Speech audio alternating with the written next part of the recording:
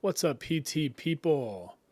Got a good one for you today, all about patellofemoral pain syndrome.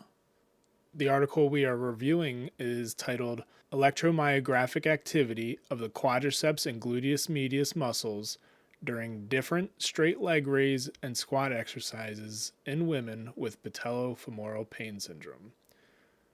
Why do titles of research articles always have to be so long? Why can't they just be like Game of Bones or something? All right, let's jump into this one. The authors are last name Felicio, De Carvalho, Diaz, and Vigario. Enunciation in question. A lot of this information we can just find from the abstract here today. The link is in the description below. Patellofemoral pain syndrome is characterized by anterior knee pain and affects primarily young female adults.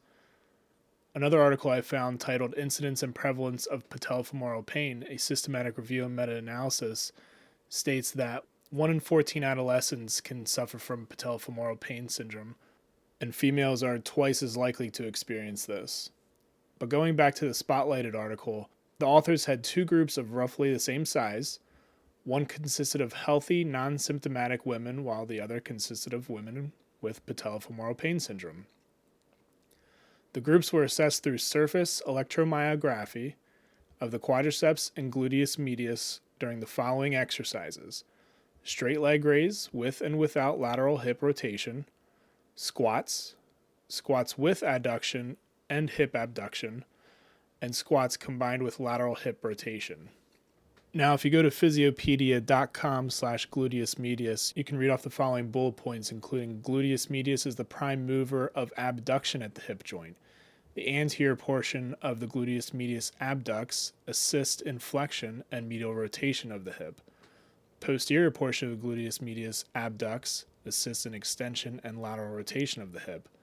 In hip flexion, all portions internally rotate the hip, and it has shown that at 90 degrees of hip flexion, the leverage of medial rotation of gluteus medius is increased eightfold.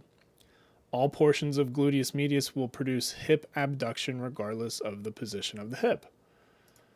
And then if you scroll down even further on that page, there's actually a great table that shows different levels of activation of the gluteus medius. So keep that in mind going forward. Back to the abstract.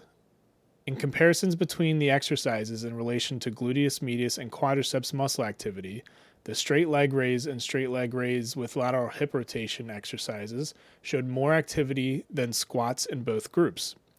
Among the squats, squats with adduction generated more gluteus medius activity in both groups, and no difference was noted among the squats for the quadriceps muscle.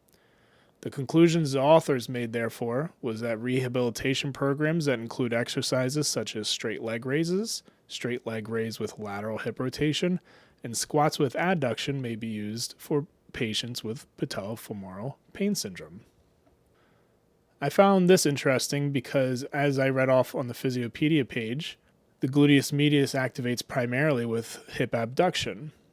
So therefore, hip adduction with a squat, such as squeezing a ball while squatting, one would assume would not create as much muscle activation in the gluteus medius as one with perhaps lateral rotation, or even with a band wrapped around the knees.